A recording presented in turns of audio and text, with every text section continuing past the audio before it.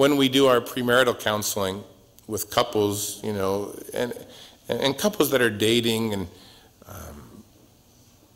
they have a hard time, you know.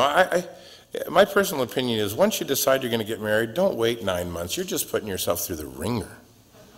Just get married. What are you waiting on? Well, I don't know. You're waiting for trouble is what you're waiting on, you know.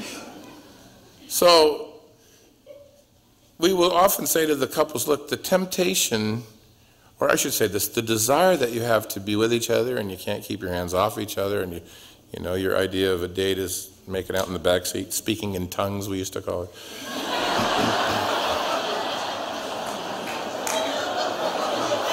The kids get it, they get it.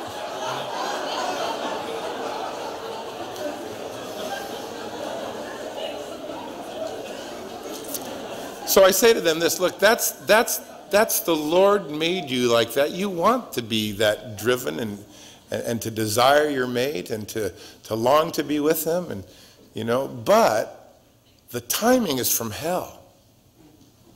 You need to wait until God makes you one flesh. Well, I don't need a certificate to know that we're in love. No, but you need one to prove that you're married. And the society sees it as such. And God said, leave and cleave. So far you're just leaving and hanging on, but cleaving is coming. So, you know, sexual desires are strong bonding emotions, but if that's all that you have to go on, that'll never maintain your relationship.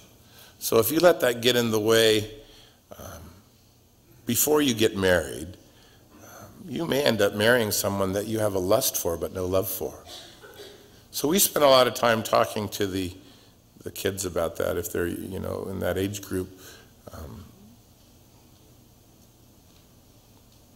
People who sleep together before they get married will often say when they come in, I'll say, well, have you been sleeping together? And you just keep your eye on the guy. I don't know if girls can lie better. I don't suspect that they can. I think they'll be honest, but the guy doesn't want to tell you. And he'll do like this, Pastor.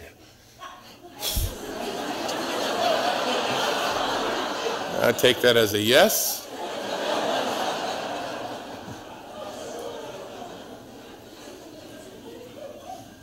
And I'll usually just nail this guy, you know. To me, it's the guy's fault, you know. It's never the girl's fault. I'm always on the guy. But I say to him, look, what's your problem? Well, I just can't keep my eyes off her. I just got to be with her. I said, what do you think God thinks about? Oh, I know what's wrong, and we don't mean to. And we pray every time afterwards, we're never going to do it again. Yeah, great. So I usually say to the girl this, you know, you may not want to marry this guy. He has no self-control. He has no respect for you. He defines love as lust. And I'm not sure what he's going to do 5 years from now when some cute girl joins him at his job and he just can't get over how cute she is. Will he be able to say no to her? He can't say no to you, and he says he loves you. And then the guy usually just, oh, I don't know.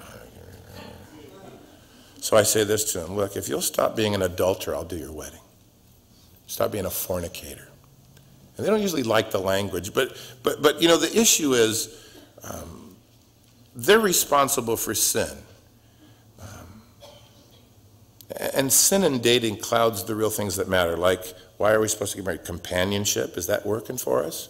You know, do we agree about children and raising them and goals and plans and ambitions? And you know, do we see this person as fulfilling our lives and adding to my life what I couldn't? You can't take love out of the words making love. But outside of the marriage bond, it's sin, whether you like it or not.